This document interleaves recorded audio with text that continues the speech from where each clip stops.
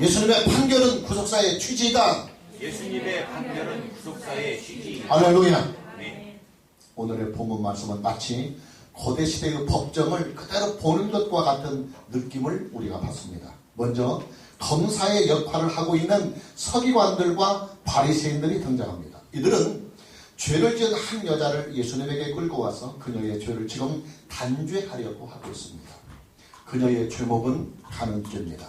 그것도 빼지도 박지도 못하는 명백한 현행범입니다. 서기관들과 바리새인들이 그녀의 처벌을 요구하는 율법의 조항은 뭐냐? 신명기 22장 23절과 24절 말씀입니다. 이 율법대로 그 여인을 단죄한다고 한다면 그녀는 지금 즉시 성읍 문으로 끌려가서 돌로 쳐 죽임을 당해야만 합니다. 두 번째로 등장하는 인물은 피고석에 있는 한 여자입니다. 그녀의 죄목은 간음죄입니다. 현장에서 붙잡힌 현행범입니다. 자, 현행범이기 때문에 다른 증거나 다른 증인들이 필요가 없습니다. 변론의 기회, 변명의 기회조차도 허락되지가 않습니다. 왜? 명백한 증거가 있으니까요. 오직 그녀가 지은 범죄에 대하여 이제는 준엄한 심판만이 있을 뿐입니다. 물론 그녀의 죄에 대한 율법의 규정은 그 즉시로 성문문으로 끌고 가서 돌로 쳐 죽이도록 되어 있습니다. 세 번째로 등장하는 인물은 바로 예수님이십니다. 예수님은 재판장으로 등장하고 있습니다. 예수님은 서기관들과 바리새인들의 기소에 대하여 이제 재판장으로서 의로운 판결을 내리셔야만 합니다. 만일 이 판결이 의롭지 못하면 예수님은 오히려 서기관들과 바리새인들에 의하여 치밀한 계획에 걸려들게 됩니다. 자, 여러분, 과연 이 재판은 어떤 판결이 나오게 될까요? 먼저 판결의 취지부터 봅니다. 7절 말씀입니다. 그들이 묻기를 맞이하는지라 이에 일어나 이르시되 너희 중에 죄 없는 자가 먼저 돌로 치라. 너희 중에 죄 없는 자가 먼저 돌로 치라. 사실 이 여자를 기소하고 있는 서기관들이나 바리새인들도 죄가 있다, 죄 있는 자들이다 하는 겁니다. 다만 지금 이들의 죄는 겉으로 드러나지 않았을 뿐이요 현행범이 아닐 뿐입니다. 그렇기 때문에 아직은 이들의 죄에 대하여 재판이 열리지는 않고 있을 뿐입니다. 그러나 분명한 사실은 전지전능하신 예수님의 의로운 눈으로 볼 때에 이들 역시도 성문문에 끌고 가서 돌로 쳐 죽여야만 하는 똑같은 부류의 범죄자일 뿐이다 그 말입니다. 자, 그렇다고 한다면 서기관들과 바리새인들의 죄는 심판하지 않고 이 여자만을 심판한다고 하는 것은 재판의 공정성에 문제가 있다고 예수님은 지적을 하고 계십니다. 만일 죄인을 반드시 처벌해야 되고 죄인은 반드시 심판을 받아야 한다고 한다면 현행범인 이 여자뿐만이 아니라 이 여자를 기소하고 있는 서기관들과 바리새인들도 숨은 죄가 있고 아직 드러나지 않는 죄가 있기 때문에 그들도 함께 처벌을 받아야만 한다 이 말입니다. 그러나 서기관들과 바리새인들을 함께 처벌할 수 없는 상황이라고 한다면 그녀의 죄도 처벌할 수 없다 하는 것이 예수님의 판결의 취지입니다. 두 번째로 예수님의 판결의 취지는 뭐냐면 11절입니다. 대답하되 주여 없나이다. 예수께서 이르되 나도 너를 정죄하지 아니하노니 그 다음 문장 가서 다시는 죄를 범하지 말라. 가서 다시는 죄를 범하지 말라. 예, 예수님은 이 여자에게 갱생의 길을 주시고자 하십니다. 그녀를 용서해서 그녀로 하여금 새로운 삶을 살도록 은혜를 주시고자 하는 것이 예수님의 판결문의 취지입니다. 이런 취지를 가지고 예수님은 최종적인 판결을 이 여인에게 내립니다. 10절과 11절입니다. 예수께서 일어나사 여자 위에 아무도 없는 것을 보시고 이르시되 여자여 너를 고발하던 이들이 어디 있느냐? 너를 정죄한 자가 없느냐? 대답하되 주여 없나이다. 예수께서 이르시되 나도 너를 정죄하지 아니하노니 가서 다시는 죄를 범하지 말라. 예, 형사소송법상 기소유예 처분을 내린 것입니다. 왜 기소를 유예하느냐? 예, 그녀를 기소한 서기관들과 바리새인들이 기소를 포기하고 공소를 포기하고 다 재판장을 떠나버렸어요. 자, 고발하던 자가 없어졌어요. 기소한 자가 사라졌어요. 이녀를 처벌해 주세요 하고 재판을 올린 자들이 다 도망가 버렸어요. 그러니 이 재판은 열리지 못합니다. 이 기소와 이 공소는 그저 유예가 되는 것입니다. 의로우신 재판장이신 우리 주님 예수께서 최종적으로 내린 판결은 나도 너를 정죄하지 아니한다. 나도 너를 정죄하지 아니한다. 자, 이상은 본문의 사건을 형사소송법상으로 해석한 일입니다. 그러나 본문의 말씀은 형사소송법 그 이상의 의미가 있습니다. 그게 뭐냐? 예, 따라서 하나님의 구속사이다. 하나님의 구속사이다. 한 번 더 하나님의 구속사이다. 하나님의 구속사이다. 예, 오늘의 본문 말씀과 오늘의 본문의 사건은 하나님의 구속사를 반영하는 말씀이고 하나님의 구속사를 나타내주고 있는 사건입니다. 당연히 오늘 예수님께서 내린 판결 역시도 하나님의 구속사를 반영하는 판결이에요. 오늘 이 여자에게 내린 예수님의 판결의 취지 역시도 하나님의 구속사를 담고 있는 것입니다. 오늘의 설교는 본문 말씀과 본문 사건에 나타나고 있는 하나님의 그 구속사, 예수님의 판결의 취지와 예수님의 판결문에 있는 하나님의 구속사에 오늘의 설교는 타겟이 맞춰져 있습니다. 첫째로 예수님의 판결문의 취지는 죄인에게 구원을 주시는, 죄인에게 구원의 기회를 주시는 취지이다 그 말이에요. 죄인에게 구원받을 수 있는 기회를 주시는 것이 오늘 예수님이 이 여자에게 내린 판결문의 취지다 그 말이에요. 본문 10절과 11절을 다시 보면 예수께서 일어나서 여자 위에 아무도 없는 것을 보시고 이르시되 여자여 너를 고발하던 그들이 어디 있느냐? 너를 정죄한 자가 없느냐? 대답하되 주여 없나이다. 예수께서 이르시되 나도 너를 정죄하지 아니하노니 나도 너를 정죄하지 아니하노니 가서 다시는 죄를 범하지 말라. 여러분, 죄인은 당연히 그리고 마땅히 그리고 반드시 처벌을 받고 심판을 받아야만 합니다. 이게 안 되면 무법천지의 세상이 되어버려요. 악인이 득세하는 세상이 되고 맙니다. 그래서 하나님은 죄인에 대하여서는 반드시 그 책임을 물으십니다. 그러나 심판보다도 더 좋은 길이 있어요. 그게 뭐냐면 따라서 갱생의 길이다. 갱생의 길이다.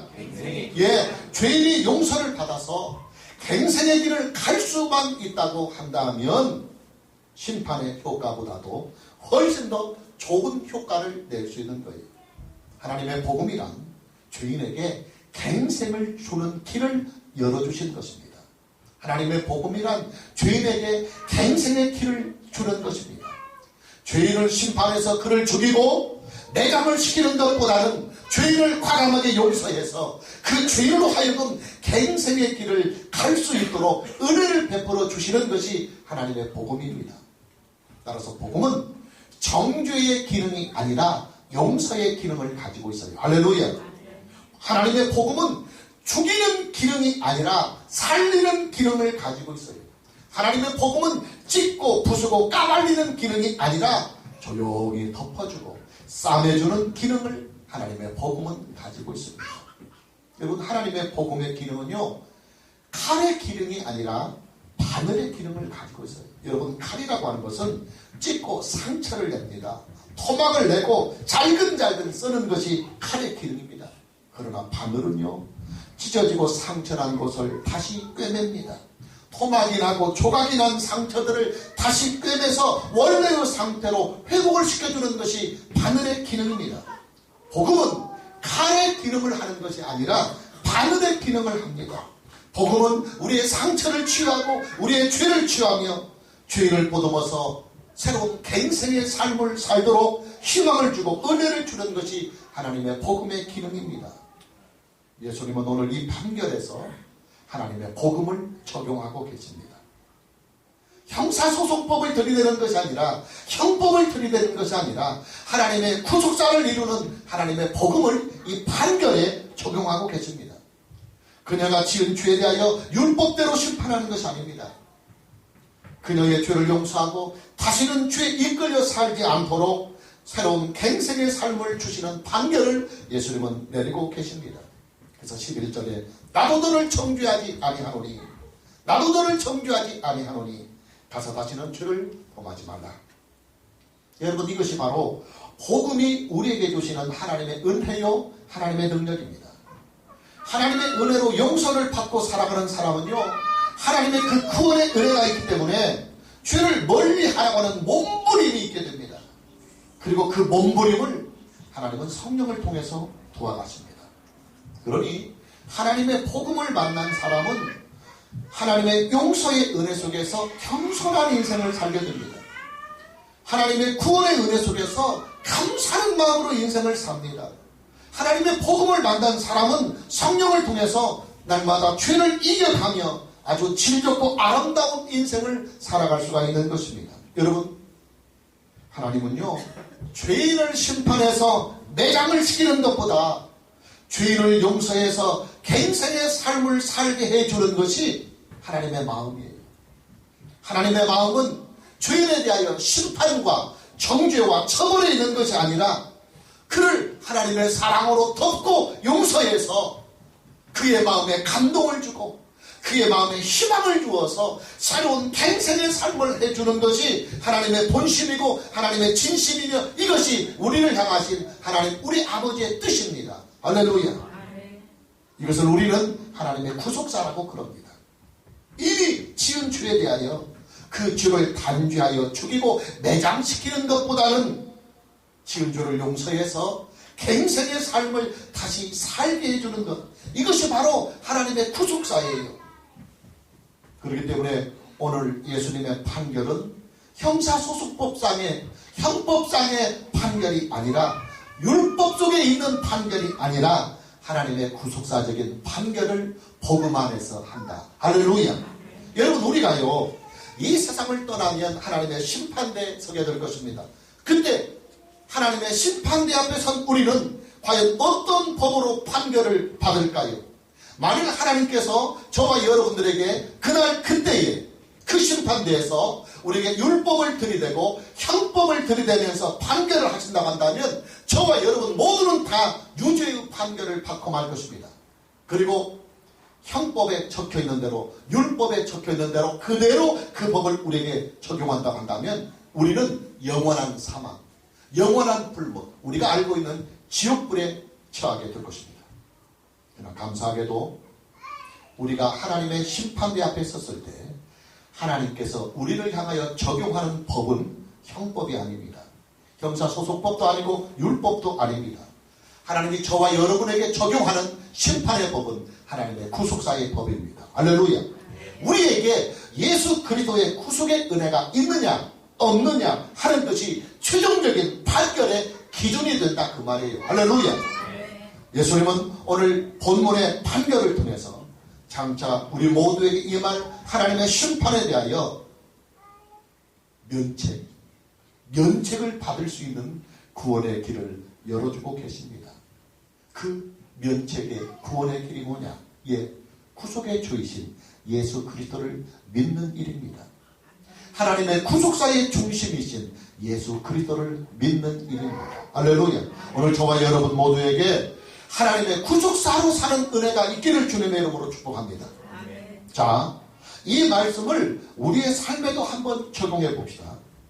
하나님의 마음과 하나님의 진심, 하나님의 그 뜻은 형법이나 형사소송법이나 율법의 처벌에 있지 않고 죄인을 구원하는 구속사적인 그 은혜에 하나님의 뜻이 있습니다.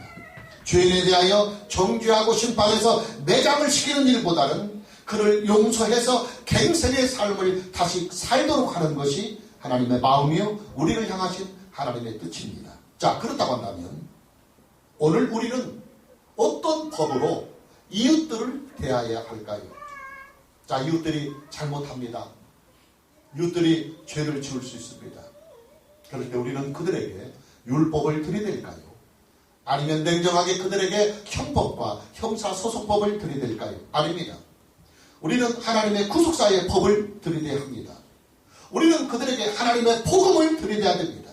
이 세상을 살리고 치유하는 것은 율법이나 형법이 아닙니다. 오직 하나님의 복음만이 이 세상을 살릴 수 있는 유일한 치유의 길, 구원의 길이 되기 때문입니다.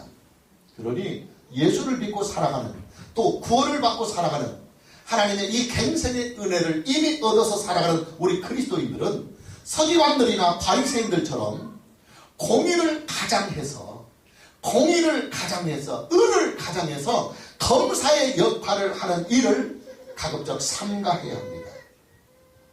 여러분, 우리는 칼과 같은 인생을 살면 안 돼요.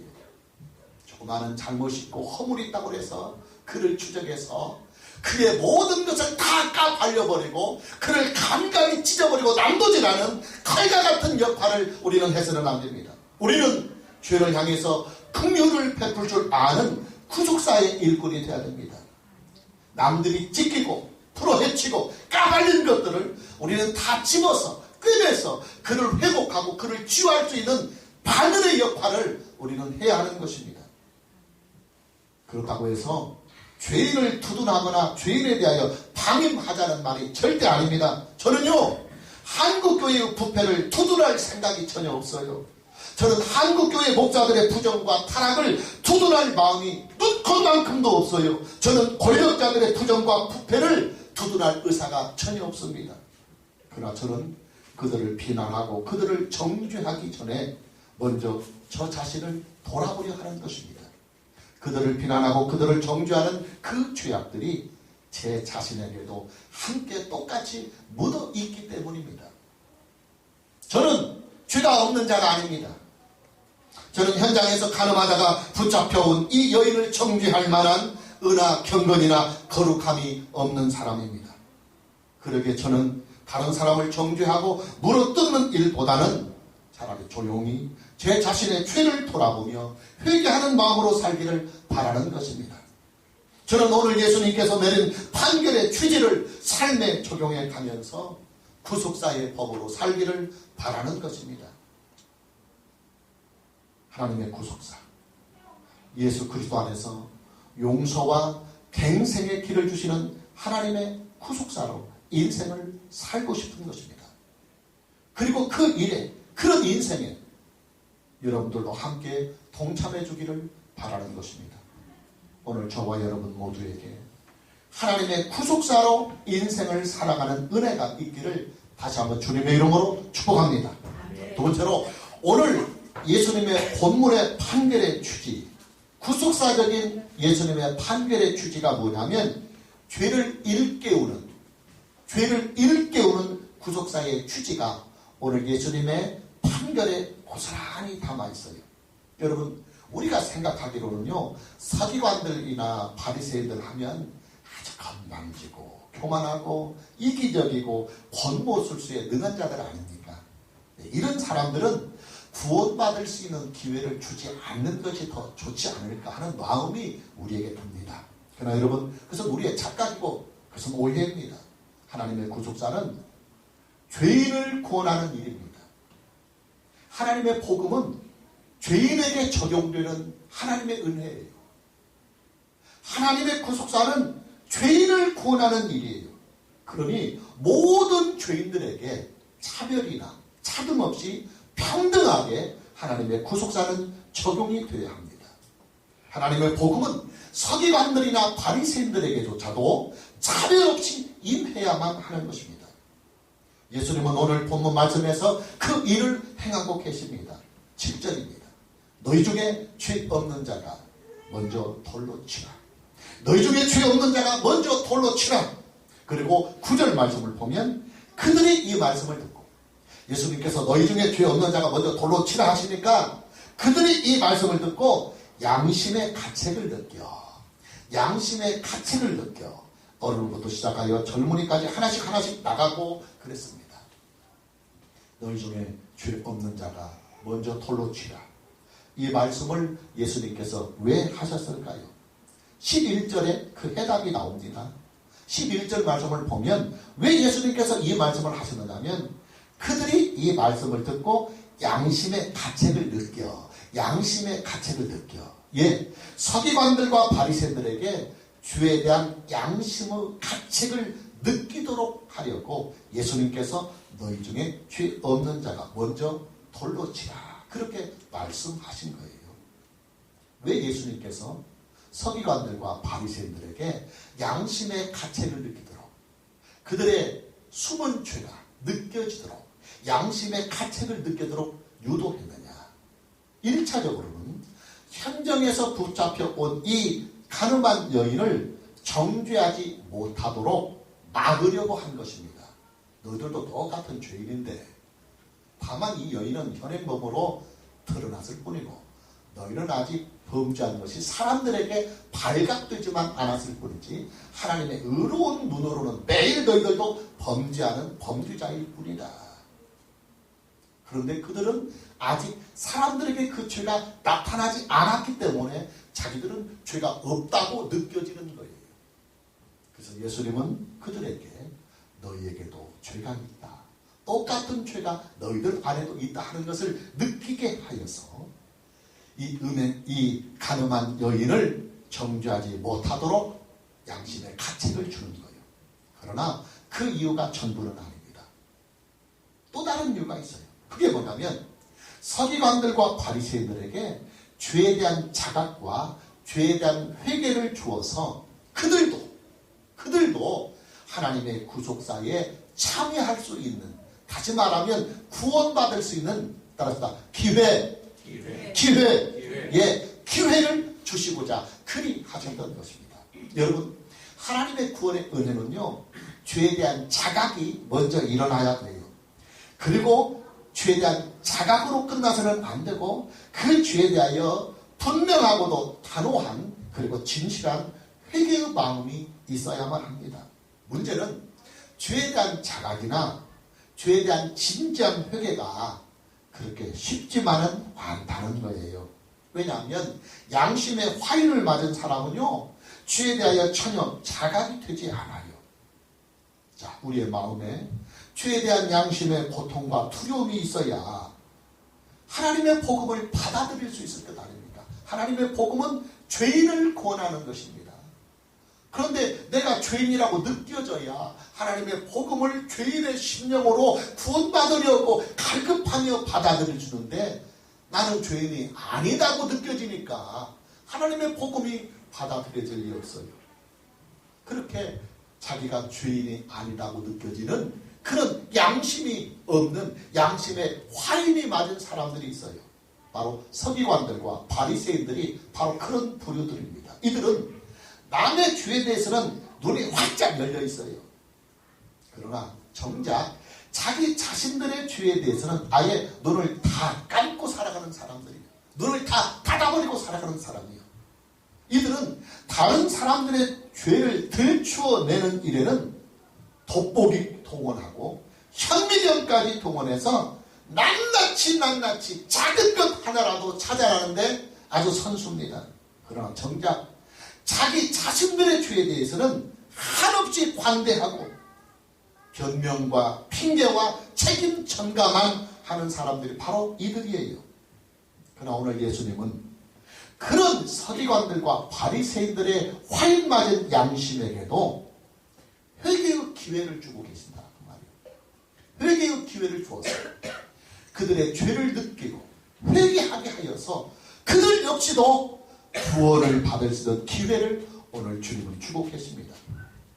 그들의 마음속에 감춰져 있는 숨은 죄악들을 그들의 양심을 통해서 느끼도록 하는 것입니다. 그래서 7절에 너희 중에 죄 없는 자가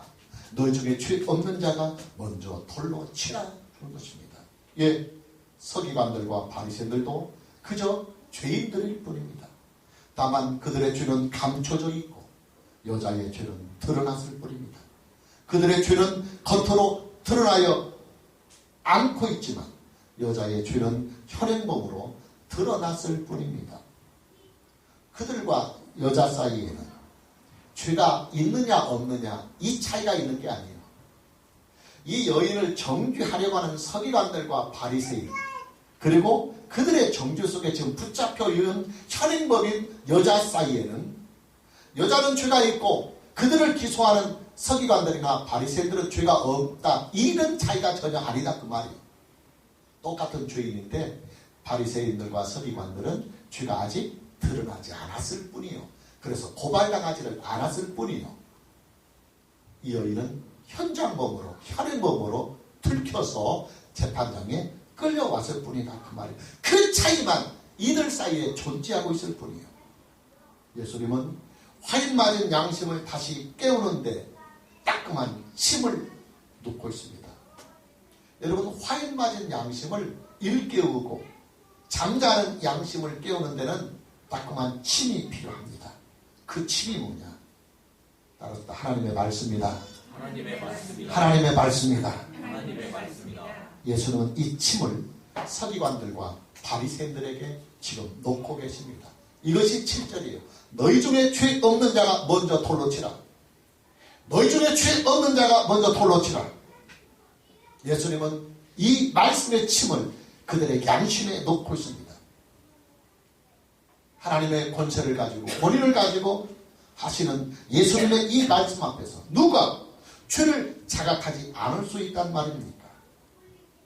예수님의 이 말씀 소리에, 이 말씀의 침에 잠자고 있는 양심을 깨어주고 감각이 둔해진 양심이 깨트러지며 깨져버린 양심의 소리에 다시 소생의 소리를 들려주고 계시는 것입니다. 잠자는 양심, 죽은 양심, 화인 맞은 양심을 깨우는 소리가 뭐냐? 하나님의 말씀이에요. 영혼을 깨우고 양심을 깨우는 하나님의 말씀의 침. 이것이 양심이 화인 맞아서 죄를 느끼지 못하는 사람들에게 그의 죄를 자각하게 하고 회개하여서 하나님의 복음을 받아들이고 예수 그리스도를 믿을 수 있도록 처방해 가시는 하나님의 위대한 역사이다. 할렐루야. 예수님의 이 말씀 앞에서 드디어 잠자고 있었던 양심의 가책들이 드디어 느껴지기 시작합니다. 그래서 9절 말씀을 다시 보면 그들이 이 말씀을 듣고 양심의 가책을 느꼈다. 양심의 가책을 느껴서 어른옷 시작하여 젊은이까지 하나씩 다 나가버렸더라. 그들이 이 말씀을 듣고 양심의 가책을 느껴. 예, 서기관들과 바리새인들의 잠자고 있는 양심에도 드디어 반응이 오고 있다 그 말이에요.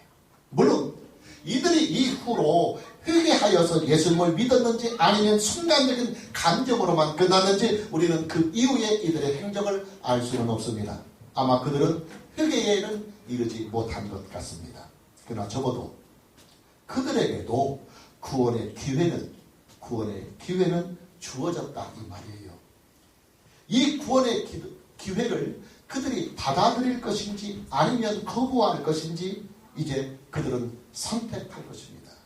분명한 사실은 화인 맞은 양심에게도 비난받을 수 있는 사람들에게도 죄를 자각할 수 있는 기회가 주어지고 그 죄를 회개할 수 있는 기회가 주어져서 하나님의 구원에 참여할 수 있는 기회가 균등하고 그리고 평등하게 제공되고 있다는 사실이에요. 할렐루야. 이것이 오늘 예수님의 재판의 취지입니다. 심판의 취지입니다. 판결의 취지입니다. 그 구원의 기회가 뭐냐? 하나님의 말씀을 들을 수 있는 기회예요. 하나님의 복음을 들을 수 있는 기회입니다. 여러분, 하나님의 구원의 역사는요, 죄의 자각에서부터 시작됩니다. 죄에 대한 회개가 있어야 하나님의 구원의 역사가 일어납니다. 그런데 그 죄를 자각하게 하고 그 죄를 회개하는 역할이 무엇을 하느냐? 하나님의 말씀이 합니다. 하나님의 복음이 합니다. 할렐루야. 무슨 말입니까? 우리의 소망은 하나님의 말씀에 있다는 거예요. 죄인들의 소망은 하나님의 복음에 있다는 거예요. 이 세상이 치유가 되고 다시 갱생할 수 있는 유일한 길은 오직 하나님의 복음에 있는 겁니다. 할렐루야. 잘 들어보세요. 정죄와 심판으로 공의가 세워지는 것 아닙니다. 사람들은요, 공의와 냉정한 심판으로 이 세상에 정의가 세워지고 공의가 세워진다고 생각해요. 그래서 자그마한 죄라도 반드시 심판을 하려고 달려듭니다. 그러나 정죄와 심판으로 공의가 세워지지 않아요. 단 한 번도 인류는 아주 엄격한 율법이나 아주 엄격한 죄에 대한 처벌로도 단 한 번도 이 세상에 공의가 세워지지 못했어요. 이 세상에 공의가 세워지는 것은 하나님의 복음 안에서 용서와 갱생의 삶을 주는 것이, 용서와 갱생의 삶을 주는 것이 하나님의 공의를 세워가는 일이에요. 할렐루야. 왜냐? 정죄와 심판은 그 기능이 죽이는 데 있어요. 매장시키는 데 있어요. 그러나 하나님의 복음의 기능은 죄를 매장시키고 죽이는 것이 아니라 구원하여서 새로운 희망을 주고 그 희망 속에서 감사하는 마음으로 갱생의 삶을 살게 하는 것이 바로 하나님의 구속사요 하나님의 복음의 기능입니다. 할렐루야. 오늘 예수님의 판결에는 하나님의 구속사의 취지가 분명하고도 명확하게 담겨 있습니다. 너희 중에 죄 없는 자가 먼저 돌로 치라. 나도 너를 정죄하지 아니하노니 가서 다시는 죄를 범하지 말라. 오늘 저와 여러분 모두에게 하나님의 구속사로 살아가는 은혜가 있기를 다시 한번 주님의 이름으로 축복합니다. 마무리하려고 합니다. 자, 오늘 예수님께서 이 법정에서 내리는 재판장으로서의 예수님의 판결은 이 사건에 대한 최종적인 결론입니다. 오늘 예수님은 재판장으로서 판결에 앞서서 판결에 대한 취지를 설명합니다. 왜 내가 이녀를 정죄하지 않는지 그 판결을 하는 이유, 판결의 취지를 설명해 주고 있습니다. 오늘 예수님이 음행을 하다가 현장에서 붙잡혀온 이 현행범을 향해서 11절에 이렇게 판결을 합니다. 나도 너를 정죄하지 아니한다. 그런데 예수님께서 왜 그런 판결을 했느냐 하는 판결의 취지를 바로 이어서 이렇게 말씀합니다. 가서 다시는 죄를 범하지 말라. 가서 다시는 죄를 범하지 말라.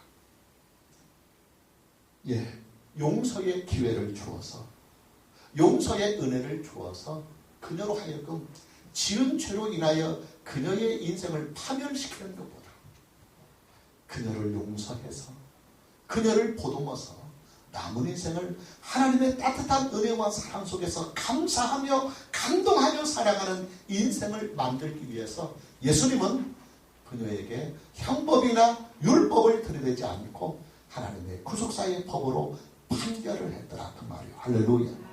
그래요. 예수님의 오늘의 이 판결문의 취지는 형법이나 율법이나 형사소송법의 판결이 아닙니다. 하나님의 구속사를 담고 있는 판결이요 하나님의 구속사를 이루고자 하는 취지의 판결입니다. 그래요. 하나님의 마음은 죄인을 심판하는 데 있지 않고 죄인을 구원하는 데 있습니다. 죄인을 구원해서 갱생의 삶을 살게 하는 것이 하나님의 마음이요 하나님의 뜻입니다. 우리는 이것을 하나님의 구속사라고 말하는 거예요. 저와 여러분의 인생의 소망이 어디에 있습니까? 그렇기 때문에 하나님의 구속사에 있어요. 하나님의 구속사를 이루어가는 하나님의 복음에 저와 여러분의 인생의 미래가 있고 희망이 있는 거예요. 정죄와 심판의 정의가 있다고 속삭이는 것은 사단의 계략입니다. 자그마한 죄도 끝까지 물고 들어져서 그를 생매장시키고 다시는 살 수 없는 인생이 되도록 그를 물어뜯는 정죄와 심판의 정의가 있다고 속삭이는 것은 사단의 계략입니다. 하나님의 공의는 정죄와 심판에 있지 않고 용서와 사랑이 담겨있는 하나님의 복음, 하나님의 구속사에 하나님의 공의가 세워지는 거예요. 할렐루야. 오늘 저와 여러분 모두에게 하나님의 복음으로 살아가는 은혜가 있기를 축복합니다. 하나님의 구속사로 살아가는 은혜가 있기를 주님의 이름으로 축복합니다. 할렐루야.